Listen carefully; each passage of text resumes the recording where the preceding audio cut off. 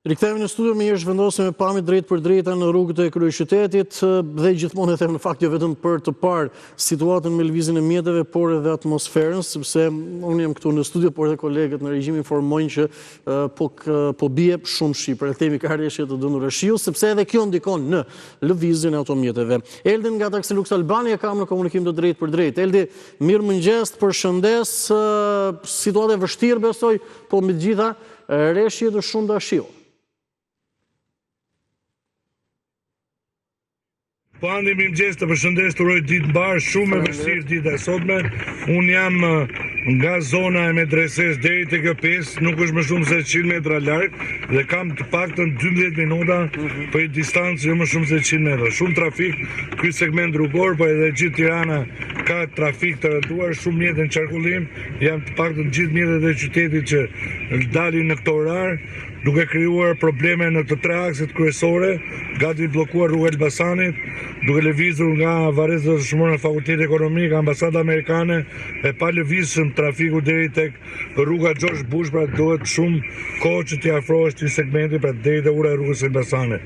Kombinat Pallat Mesixheta është parku autobuseve kryqëzimi Skënderitorit dhe vazhdimi për qendër problematik në këtë aks kryesor, edhe rruga Durrësit, shumë trafik kthesa Kamzës, Durrës Tiranë dhe zona Stirit nga Pallati Mesixheta, edhe këtu gati e bllokuar.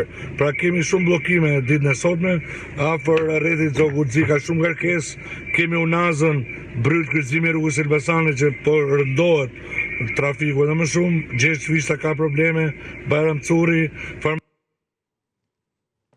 nuk krijohen dhe alternativat, pra janë shumë problem dhe alternativat që krijojnë mundësit e lagjeve, sepse edhe lagjet brenda mundësohen të devijojnë trafikun dhe shumë problem. 20 dhe 25 mjetë në qarkullim, Tirana që në shkëthyre një blokim në trafik jashtë masë të rënduar. Pra, shumë probleme, edhe besoj që kjo do jetë vazhdim pa ndërprerje trafiku deri në moment. Dhe në moment që do pushoj shiu, Andi është problem sepse do jenë edhe 2 orë deri në 3 orë brapa segmenteve që do jenë bllokuara që duhet menaxhohen për t'i dhënë përparësi krave që kanë më shumë trafik. Ditë e vështirë. Mirë, Eldi, faleminderit për informacionin që na përsolli, por edhe pamjet në këtë komunikim të parë, sepse edhe kësoj rreshje dëndër e shiu dhe kjo është situata dhe atmosferën kryeqytet në rrugët e tij. Jo vetëm, dhe miru të gjofshim Eldi rreth orës 8:30.